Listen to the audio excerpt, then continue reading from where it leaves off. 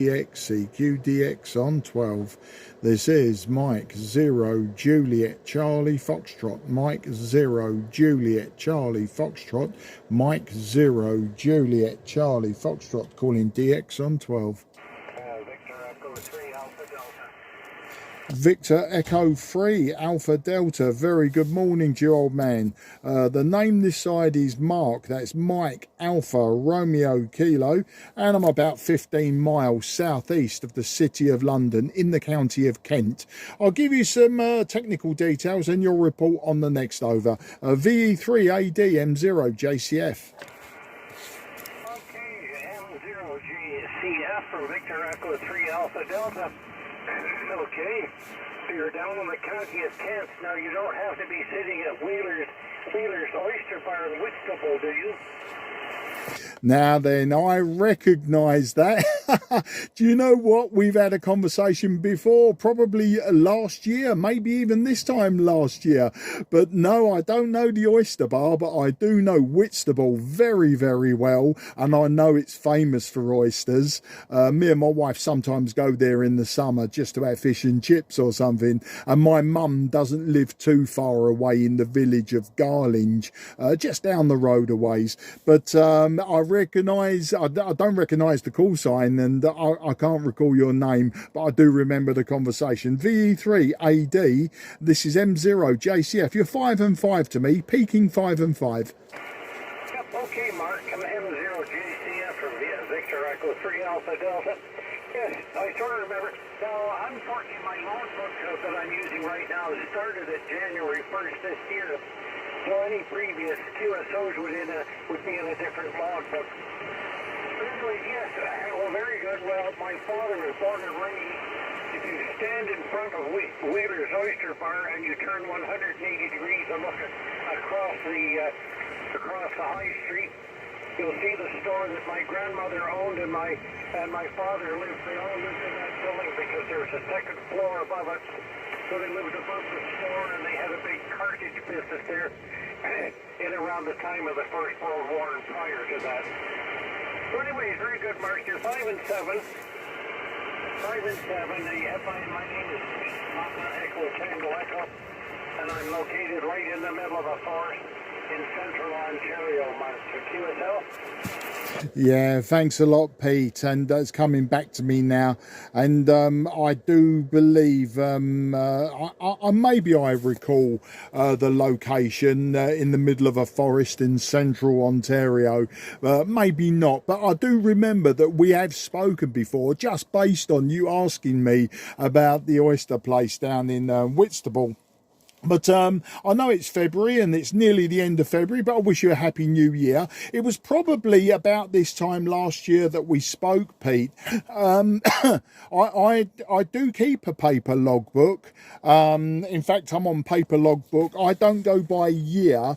I change it when one's full up. And I go through several books a year. I'm on book number 14 for my 6 years licensed.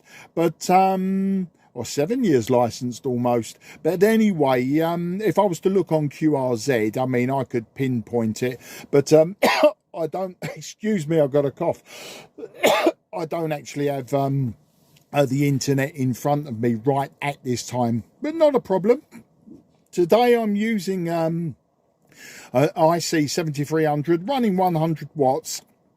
And the antenna is very simple, just a 5/8 wave vertical antenna. So, you know, it's a very common transceiver, a very simple antenna, and it's the ubiquitous 100 watts. Nothing special coming out of this station, which is interesting because for the last few weeks or months even, I've been using old vintage equipment, some of it going back to the 1960s.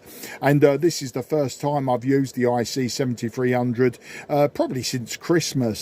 So there you go, and I'll give you a weather report and everything in the next over. I'll let you have some time on the microphone now. VE3AD M0 JCF. Yeah, very good, Mark. Yes, solid copy here. Very good. Signal seems to be stable. No QSB, so that's good. And well, I'm looking outside here now. It's overcast, but I think it's supposed to clear up a bit. So it's 3 degrees below freezing, and it's going to go above freezing. In it's been a very mild winter here so far this year. We haven't had a lot of snow. There may be 12 inches of snow on the ground, but that's about a quarter of what we would normally have on the ground here right now. So it's been mild, and the sun is, if the sun shines today, I will be outside because the sun is high enough in the sky now that I'm starting to see, starting to feel the effects of the sunshine when it's shining on you. It's nice and warm, and it feels pretty good. So it's the signs of things to come because we're just about at the end of February now, and I'm sort of starting to look forward to very much towards springtime and the summer and being able to get outside and do things around here, Mark. So very good, sir. Let's see. I'm going to check out your location on QRZ and then also on Google Earth. I'll see if I've already have you pinpointed, but normally what I try to do after I work European stations, I try to go on Google Earth, pinpoint their house exactly, and then I can mark that house so I can look at that. In other times I can sit there and look at Google Earth and still look at all the like that. Let's see, what am I doing here? The Elecraft K3, the Tokyo High Power Linear, the 4-element stepper at 24 meters high. So that's the setup here, Mark. QSL? Yeah, QSL, Pete. Sounds very modern and sounds, like a nice setup you've got there. Yeah, you can look me up on Google Earth. You'll see the roof of my house. You'll see my back garden, and you'll see the summer house at the bottom of the garden. Here, we've had pretty much rain all day long. It's a shame because I'm meant to be doing a small paint repair job to my daughter's car, and it just won't let off. And I can't put her car in my garage because my garage is absolutely full to the rafters with vintage amateur radio gear. So there's absolutely no room to put a car in there at the moment. That's the inconvenience of using a garage for everything but car storage. But yeah, it's pouring with rain. It's quite mild here though. It's about 12 degrees now. But, it is February. We expect wind, rain and nastiness in February. I haven't seen any snow this year at all. We don't get a lot of snow in the southeast of England, and when we do, it's very short-lived. It will snow, it will look very pretty for a day. The next day it will start to look slushy and ugly, and then within 2 days, 3 days, it's just a mess of ice and slush and dirt and horribleness. But this year we have had snow in England, England, Scotland and Wales and Northern Ireland have all had snow, but it doesn't often get to the southeast of England anymore. Not like when I was a kid in the 60s, 70s, and maybe even a young man in the 80s. We would have, like quite good snow here in the southeast, and it could last almost a week. But I suppose we have to blame it on something. And I'm sure, that there are people out there that will say it's because we're driving too many cars and switching on too many light bulbs. And so that's why we don't get so much snow. I don't know. Not a rabbit hole I want to jump down today. So it was all said tongue in cheek. But apart from that, not much else to say other than, if you was to look from where I live down to Whitstable, you'll see that it's about a 45-minute journey from my house to Whitstable. I literally come out of my house, twist and turn for 5 minutes, then I'm on the motorway, and it's a straight way all the way down through Kent, and then you get to Whitstable, and then my mum would live probably another 20 minutes further on from Whitstable. So that gives you an idea. I mean, we're a small island. I suppose that drive for me It always seems to take forever, but for you, I'm sure it's just like going to the shops, being that you're in the middle of nowhere. And the forest, I say, with the spring coming, I mean, we've got lots of woodland around us. My wife and I often go walking in the woodlands, and it becomes so pretty in the spring, you know, where once everything starts to come up through the ground.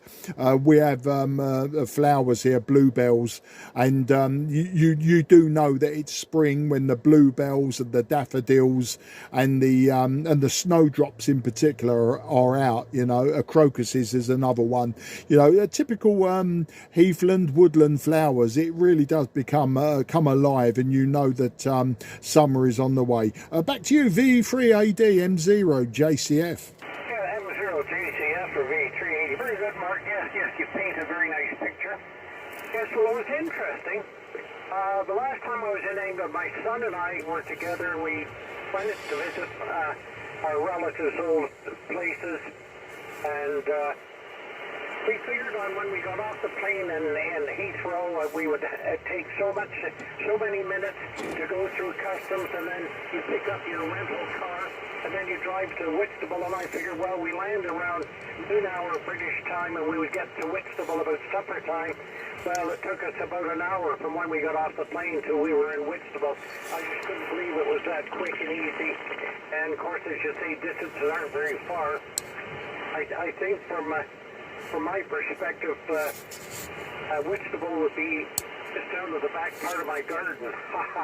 As I say, I'm on about 300 acres here, but my property is approximately 3,300 feet square. And then I have nobody to the east of me from there, and I have a neighbor about 1,200, 1,300, well, 1,500 feet away from me to the west, Mark, and nobody to the south or to the north. So that's the situation. I'm looking at a picture here, but I think that's you sitting on that motorcycle. Well, I suspect if I had my youngster out there, I could give you a good run down to the end of the quarter mile. Back to you. Yeah, the quarter mile, you know, I do miss it to a certain extent, but I don't race motorcycles anymore. But yeah, that particular bike, I may well have told you last time, we built that not from the ground up. It was based on a road bike, but with the turbocharger. It was around 340 horsepower, and I'm a big man, and I could get 0 to 156 in 9.4 seconds. It was an 8-second bike, and you know, and if I was quicker off the line, then I could easily have got it into the high 8s. But with a smaller rider and someone who is quicker off the line, you're probably talking an 8.5 second bike, probably about 165, 170 miles an hour. But no, it was good fun while I did it, and it was a steep learning curve as well, building a turbocharged bike.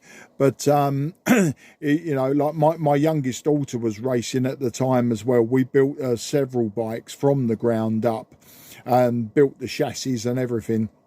Good friend of mine, and a ham himself, not far from me, was fantastic at welding. And he used to fabricate the chassis.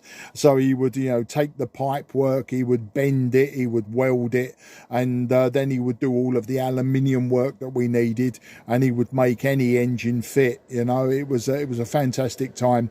But yeah, you know, I'll quite happily have another go. The problem is it's paying for it all now, and that's where it started to get ridiculous, especially when we were both racing.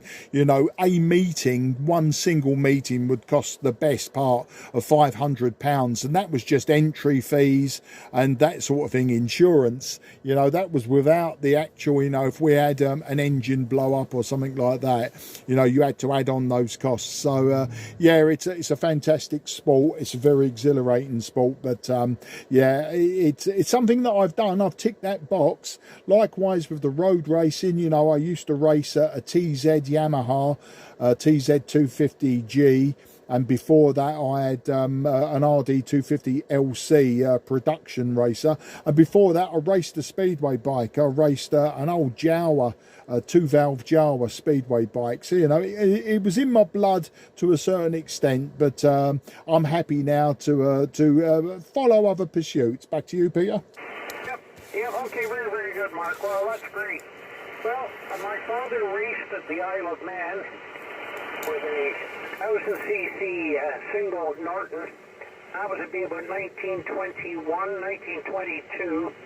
He was a mechanic working with Norton on the weekends, and he really took that bike around the track. He didn't race in the race, but he was a test driver, so he took it around as fast as he could get it to go. That was an experimental 1000cc single. And the motorcycle I had was a Rudge Ulster. It was vintage 1939, 500cc single with twin overhead cams. Twin overhead. It had 4 valves with push rods, but 4 valves, and it would do. I did a measured mile on a highway here, and I could do a measured mile in 30 seconds. QSL. Yeah, QSL, and now that sounds like a lot of fun. You know, I'm not big on British motorcycles, especially the older marques such as Rudge and Velocette, etc. You know, I was probably more brought up on the Triumphs, Nortons, and more modern stuff, Royal Enfields. I say BSAs, I say modern, but of course they were old, but you know, compared to those really old names. But it sounds like you had a real beauty there, and a fast one, you know, given the technology. And when you said overhead cam, I was started to think in my mind, overhead cam, are you sure? And when you corrected and said 4-valve push rod, yeah, that sounded okay. My Jawa was a push rod single, 500cc single, and it was push rod 2-valve. And of course it ran on methanol and Castrol R, but that was the speedway bikes. You know, it was designed for short track ovals. It wasn't designed to go particularly fast top speed or anything. It was just about going round an oval, but I didn't do that for very long. Though, you know, it was just a passing phase. Back in the 70s I was a very, very big fan of the Crayford Kestrels, and it would have been a local team to where I live. Funnily enough, my brother lives near the Kent Kings, which is not too far, about half an hour drive, once again down into Kent, and there's a speedway team down there, and in April we're meant to be going to watch them race down there. It's been quite a few years since I've been to a speedway meeting. It's not as big as it used to be in this country by far. My closest road racing track actually is Brands Hatch. It's very, very famous, famous worldwide, but Brands Hatch is about 15 minutes drive away from me, so it's a fantastic track. I've raced there many, many times back in the 1980s. I've crashed there many, many times as well, which is another story. Back to you. Yep, okay, Mark, very, very good, yes. EGS matches, yes. Well, when I had that Rudge Ulster, you know, I thought, gee, that's an old bike, because this would have been about 1958, and the bike I left it after was either an AJS or a matchless, probably leaning towards the matchless.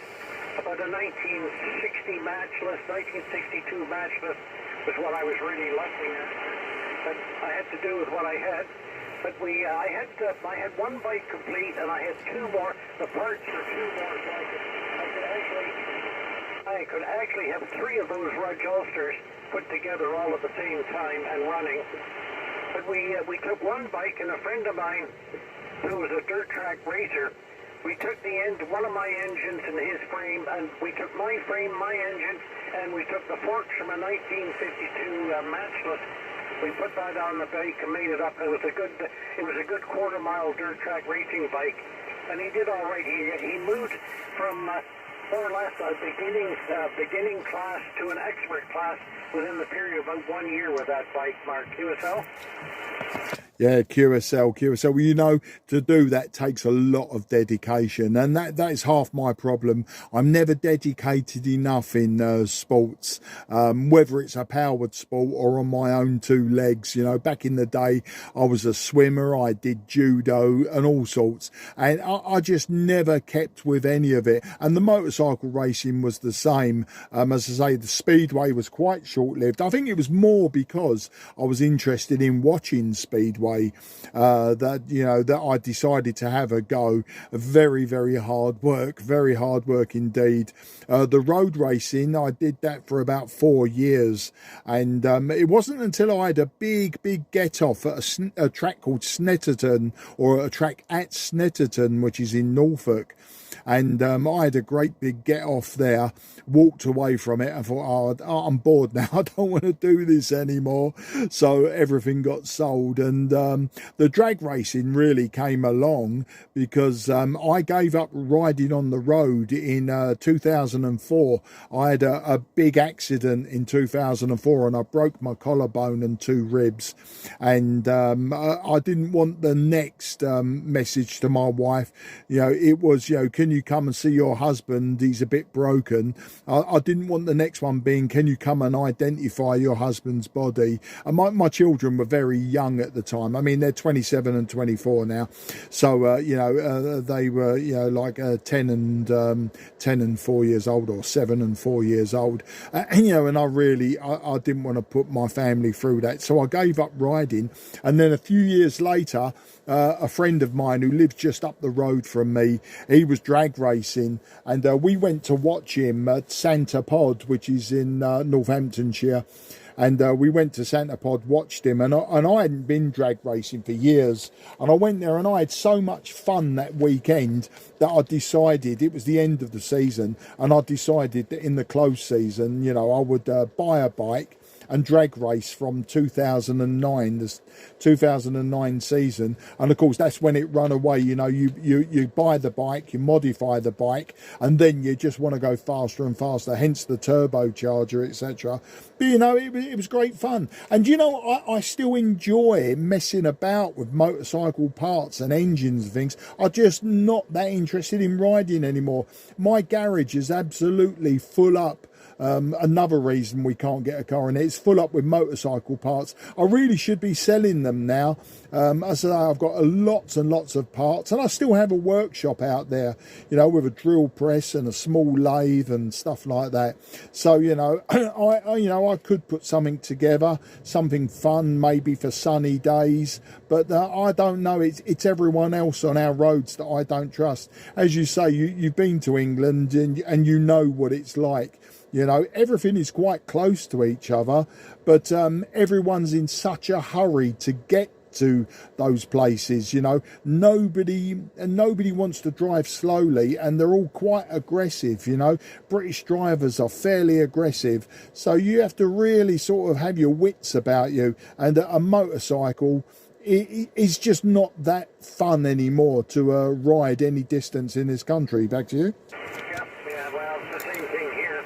Everybody's in a hurry, and especially if you're driving on the motorways in the Toronto area, because the traffic density is so full. You've got a road that's almost 20 lanes wide and it's jam packed, and I stay away from that stuff now. I'm far too old for all that stuff, and that's why I live out here in the country where rush hour in the morning is 3 cars going past my place around 7 o'clock in the morning, and that's it. So anyway, sir, I'm going to move on. Oh, do you have an actual street address where your house is to mark? Road, Sidcup, and I will find your QTH and I will mark that so that later on, if anybody were discussing this, I can look at that Google Earth. I said, yes, I know that man in Sidcup, right? He lives right there. And I always find that quite good. So I've been doing that for the last several years. So most of my European contacts, I do that. And periodically, you do a street view, and you have a look to see where he lives and what he's doing. Then you can appreciate his his problems with maybe trying to set up his antenna system in a very confined city lot or a very congested urban atmosphere where he's got lots to consider about what he's doing, as opposed to myself, where I don't give a damn what I do here because nobody can see it. Nobody's gonna bother with me, no matter how much power I run or how much junk I have lying around here. And I do have a lot of old equipment here that goes right back to the Collins, the old Collins. I don't know if you're familiar with the Collins Gold Dust Twins, the great big 75A4 receiver and the matching transmitter. I have two of those here. I've got a bunch of old Yaesu equipment and a Signal 1, which is a commercial. It's the sort of radio that was used in an embassy in a foreign country. So commercial radios, I've got a lot of stuff like that. Tons of old radios here, and that's why I can't get anything into my. I have a two-car garage, two stories tall, and I can't get anything in it because of the amount of junk. So I do all my welding, my cutting I do outside with my torches, but the welding, a lot of welding is done inside, and things like that. And if you go on to QRZ.com, the picture of that tractor in the front, that's maintenance on that. And it's always doing little things to make it maybe a little bit more comfortable, a little bit better. Anyways, Mark, I'm going to go QRT. I've got a few things to tidy up here before I go out and join some friends for coffee. And I'm going to try and stay busy here today. And I want to get outside and plow some snow. I want to widen the drive. My driveway is 280 feet long. And it's just more or less wide enough for tires to ride up there because of the snowbanks, so I want to push them all back and well out of the way. So anyway, we'll talk to you later, Mark. It's a pleasure. And great ways to spend the morning to meet new friends or reacquaint oneself and all that sort of stuff. So we'll talk to you later. Take care and enjoy the southeast of the M0JCF or Victor Echo 3 Yeah, VE3ADM0JCF. Well, Pete, you know, your signal's been peaking 5 and 8 and dropping down to a 4 and 1 on that last over is amazing propagation and a huge QSB swing. So maybe that was a good time to end it as well. And also, I need to go outside now to check if it's stopped raining so I can carry on with this paintwork on my daughter's car. So I'll just see if anyone else wants a report from me, then I'll probably be going as well. But it's been an absolute pleasure to talk to you about everything and anything other than radio. And the Collins, yeah, I'm well aware of Collins radios. I don't own any Collins. I've got mainly KW, Yaesu and Kenwood radios in my garage. I'm in the loft today. I've got the IC-7300 and a few other pieces in the loft. So yeah, that's the story here. All the very best. 73. Enjoy your 300 acres of absolutely bliss and quietness, and you're out of the rat race. Yeah, I dream about that sort of area, but I'll make do with what I've got for now. Bye bye for now, old chap. 73 V3ADM0JCF. Okay, well, if you look outside and look at the roof of your house, you'll see a great big push pin stuck in the roof, in the shingles on the slate tiles on the roof. Take care, Mark. Yeah, okay there, Pete. I'll be sending you the bill for that because it's been raining and I'm going to get flooded out. All good. Bye-bye for now. QRZ. This is Mike 0 Juliet Charlie Fox in the southeast of England. If anyone would like a report before I go QRT.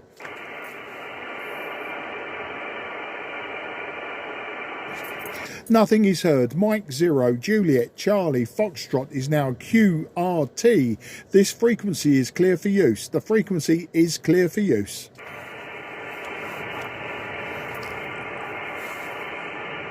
Mike 0 Juliet Charlie Foxtrot.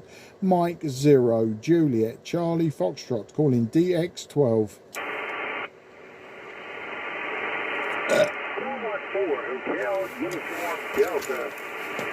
Okay, I got the Hotel Uniform Delta.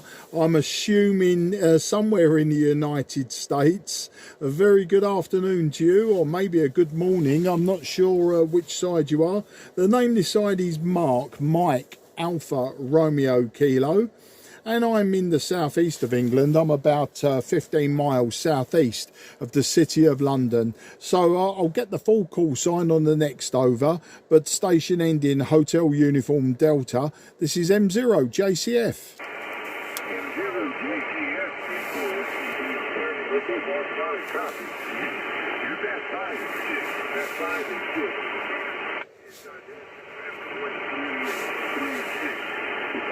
Kilowatt 4, Hotel Uniform Delta. The harbor here is called AUSTID, and I'm located in the state of Virginia. It's a beautiful day today. Blue sky, temperatures about right now 30 degrees Fahrenheit. So it'll be cool. After that time, it's just after the 4 o'clock. So that's it, Lord. M0 JCF. Yeah, Kilo 4, Hotel Uniform Delta, Mike 0, Juliet Charlie Foxtrot. Apologies, I didn't catch your name. I know you're in Virginia and I know you've got a beautiful day there, but you're peaking just 5 and 3 to me, 5 and 3, and then there's a bit of QSB, drops you towards my noise floor. It's only Santiago 1 or just below Santiago 2 on 12 meters, but it's a regular afternoon QR Mexico. And yeah, you just dropped into that just as you gave me your name. And but I'll give you the whiskey X-ray here. Oh, it's raining. It's a horrible day here, made worse by the fact I'm trying to do a very small touch-up paint job on my daughter's car, and every time I go out with a miniature paintbrush just to touch up these little spots, the heavens open and we get rained upon. It's very mild though. We're about 12 degrees earlier on. It's starting to drop now just as we're coming up to local sunset. But I'm using just an IC-7300 today. I'm using 100 watts and the antenna is just a 5/8 wave vertical antenna. So I'm very pleased it's given you a 5 and 6. As I say, you peaked 5 and 3 to me, but my receive antenna, not that fantastic. Just being a simple vertical, it seems to transmit fantastically, but doesn't receive as well as it transmits. So over it comes back to you there, K4 HUD M0 JCF.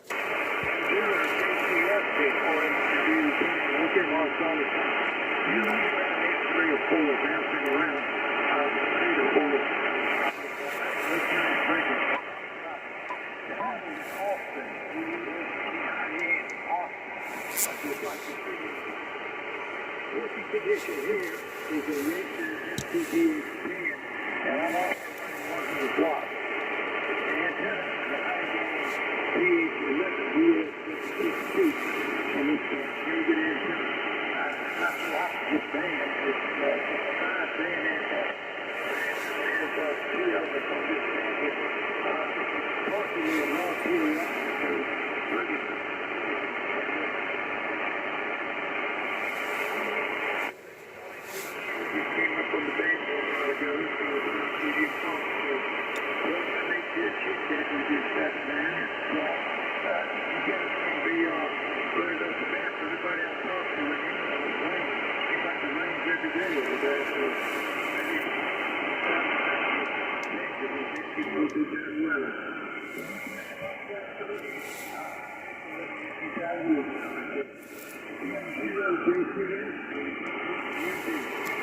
Yeah, K4HUD M0 JCF returning.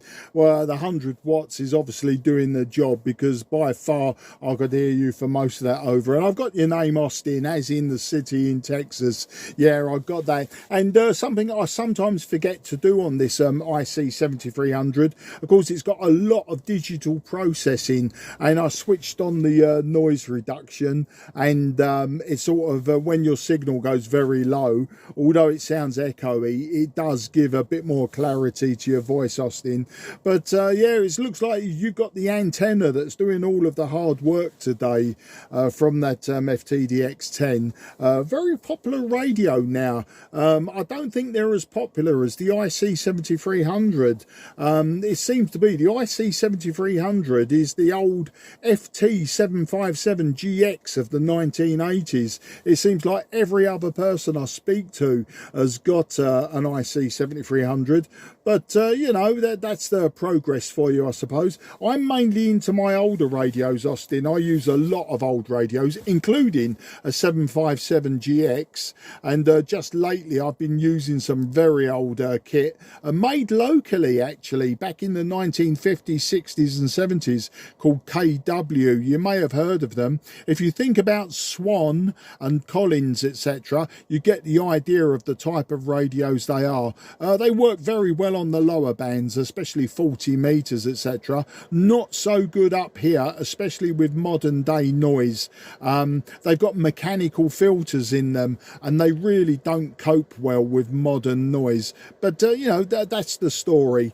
But I'm just to say, I'm just dodging the rain at the moment, doing very small touch-up job on my daughter's car, and every time the spots of rain come, I have to sort of cover it up, and then I come in for a quick blast on the radio, and then after I've had a quick QSO, I normally dive back out there. I've just got to give it one more coat, and I think that's due any time now, and then tomorrow it will be polish, you know, to get the higher paint surface back down to the original paint surface. The reason I'm doing it is she's swapping the car tomorrow. The car's going on to its new owner, and she's picking up yet another car. I mean, that's my daughter's 27 years old, runs her own business, and seems to be having all of these expensive cars one after the other, and it seems to be me that does all the maintenance work on them. I think that is a dad's job, though, you know, is to do all of those little jobs that young ladies don't want to break their fingernails doing. Back to you, Austin. Let's see if we can keep this going for a few more minutes. Kilo 4 Hotel Uniform Delta. This is Mike 0 Juliet Charlie Foxtrot.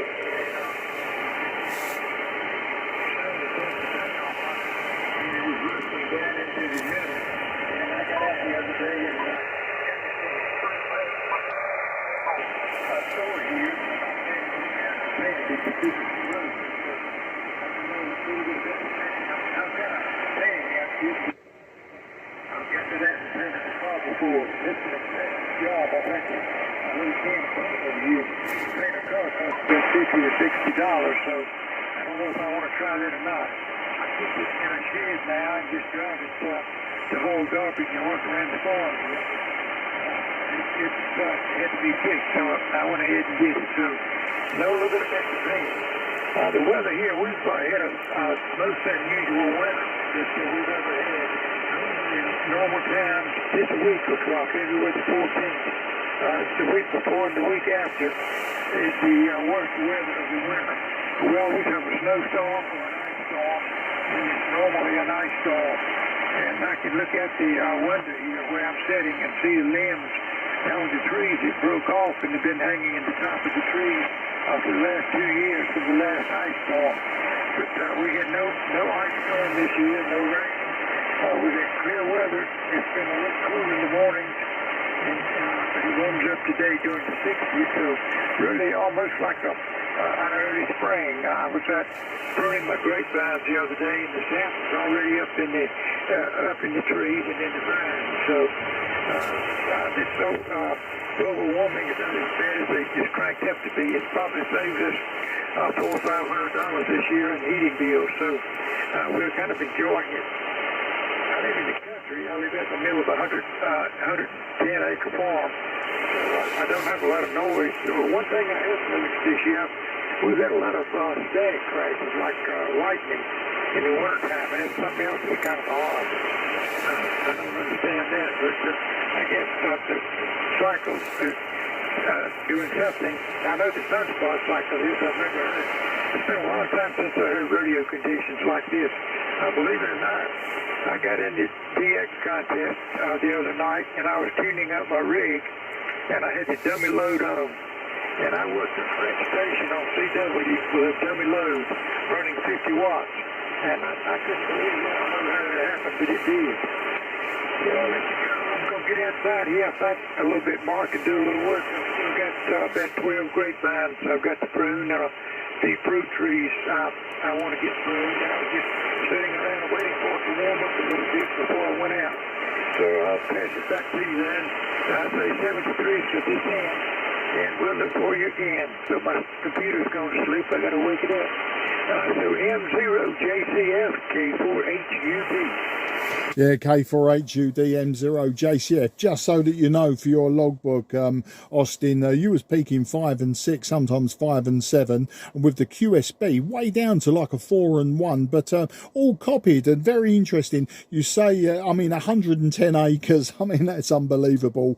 I think that's the town that I live in. You know, no, it's. I think our town's a bit bigger than that. But I get what you're saying. I was talking to someone in Canada earlier, Peter. He's in central Ontario, and he's got over 300 acres of his property. You've got 110 acres. I don't think I've got a quarter of an acre. I've literally got a back garden, you know, and but you know, it allows me to get a wire aerial up for the lower bands, etc. And the grapevines, that is also interesting, because I also have grapevines at the end of my garden. They produce very nice grapes, actually, considering of where we live. And I've got a south facing garden, so you know, it gets sunshine all year round, but particularly in the summer. And these grapevines, they were just there when I moved into this property just over 20 years ago, and we bought this property in 2003, and you know, and the next year in the summer, these grapevines come up, and they're quite spectacular. They drape all over my summer house and my shed, and they intertwine themselves with all my hazel trees.